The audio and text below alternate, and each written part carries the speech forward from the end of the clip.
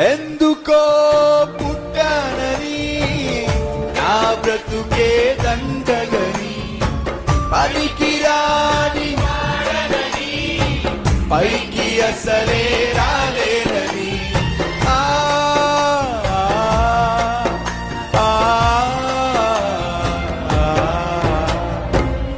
ఎందుకో పుట్టానని నా బ్రతుకే దండగని పలికిరాని వాడనని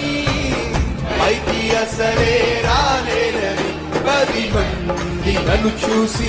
ఏరి చేయువేలా పనికొచ్చే పాత్రగా నన్ను చేసిన పరిశుద్ధునిగా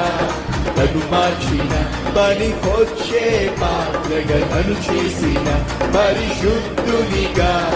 నన్ను మార్చిన యేసయ్యా నీకే స్తోత్రము యేసయ్యా నీకే స్తోత్రము యేసయ్యా నీకే స్తోత్రము